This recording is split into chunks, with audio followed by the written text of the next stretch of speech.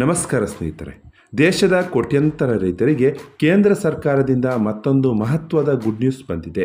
ಪ್ರಧಾನಮಂತ್ರಿ ಕಿಸಾನ್ ಸಮ್ಮಾನ್ ನಿಧಿ ಯೋಜನೆಯನ್ನು ಮುಂದಿನ ಹಲವು ವರ್ಷಗಳವರೆಗೆ ಮುಂದುವರಿಸಲು ಕೇಂದ್ರ ಸರ್ಕಾರ ಅನುಮೋದನೆ ನೀಡಿವೆ.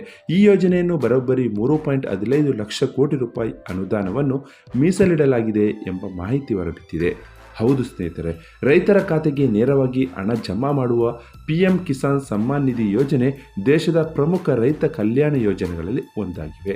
ಕೇಂದ್ರ ಸಚಿವ ಸಂಪುಟ ಸಭೆಯಲ್ಲಿ ಈ ಯೋಜನೆಯನ್ನು ಮುಂದುವರಿಸುವ ಕುರಿತು ಮಹತ್ವದ ನಿರ್ಧಾರ ಕೈಗೊಳ್ಳಲಾಗಿದೆ. ಈ ಕುರಿತು ಕೇಂದ್ರ ಸಚಿವ ಅಶ್ವಿನಿ ವೈಷ್ಣವ್ ಅವರು ಮಾಹಿತಿ ನೀಡಿದ್ದಾರೆ. ಯೋಜನೆಯ ಉದ್ದೇಶದಂತೆ ಅರ್ಹ ರೈತರಿಗೆ ನಿಗದಿತ ಕಂತುಗಳ ಮೂಲಕ ಹಣವನ್ನು ನೇರವಾಗಿ ಅವರ ಬ್ಯಾಂಕ್ ಖಾತೆಗೆ DBT ಮೂಲಕ ವರ್ಗಾವಣೆ ಮಾಡಲಾಗುತ್ತದೆ. ಕೇಂದ್ರ ಸರ್ಕಾರದ ಅಂಕಿಅಂಶಗಳ ಪ್ರಕಾರ ಯೋಜನೆ ಆರಂಭವಾದಾಗಿನಿಂದ ಇದುವರೆಗೆ ರೈತರಿಗೆ ಹಲವು ಕಂತುಗಳ ಮೂಲಕ ಲಕ್ಷಾಂತರ ಕೋಟಿ ರೂಪಾಯಿ ಹಣವನ್ನು ನೇರವಾಗಿ ಬ್ಯಾಂಕ್ ಖಾತೆಗಳಿಗೆ ವರ್ಗಾವಣೆ ಮಾಡಲಾಗಿದೆ. ಇದರಿಂದ ದೇಶದ ಕೋಟ್ಯಂತರ ರೈತರಿಗೆ ಕೃಷಿ ಚಟುವಟಿಕೆಗಳಿಗೆ ಆರ್ಥಿಕ ನೆರವು ಸಿಗುತ್ತಿದೆ.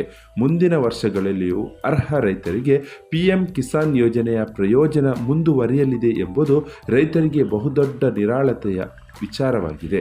ಆದರೆ ಸ್ನೇಹಿತರೆ, ಯೋಜನೆಯಡಿ ಹಣ ಪಡೆಯಲು ರೈತರು ತಮ್ಮ ಅರ್ಹತೆ, KYC, ಬ್ಯಾಂಕ್ ಖಾತೆ ಮತ್ತು ಆಧಾರ್ ವಿವರಗಳು ಸರಿಯಾಗಿವೆಯೇ ಎಂಬುದನ್ನು ಖಚಿತಪಡಿಸಿಕೊಳ್ಳುವುದು ಬಹಳ ಮುಖ್ಯ.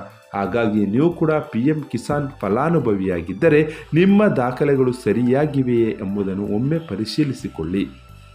ಈ ಮಹತ್ವದ ಮಾಹಿತಿ ನಿಮಗೆ ಉಪಯುಕ್ತವಾಗಿದ್ದರೆ ವಿಡಿಯೋವನ್ನು ಲೈಕ್ ಮಾಡಿ, ನಿಮ್ಮ ರೈತ ಬಾಂಧವರೊಂದಿಗೆ ಫೇಸ್ಬುಕ್ ಮತ್ತು ವಾಟ್ಸಪ್ ಮೂಲಕ ಶೇರ್ ಮಾಡಿ. ಇದೇ ರೀತಿಯ ಕೇಂದ್ರ ಮತ್ತು ರಾಜ್ಯ ಸರ್ಕಾರದ ಯೋಜನೆಗಳ ಮಾಹಿತಿಗಾಗಿ ನಮ್ಮ ಯೂಟ್ಯೂಬ್ ಚಾನಲ್ ಸಬ್ಸ್ಕ್ರೈಬ್ ಮಾಡಿ, ಜೊತೆಗೆ ಬೆಲ್ ಐಕಾನ್ ಕೂಡ ಒತ್ತಿ. ಧನ್ಯವಾದಗಳು.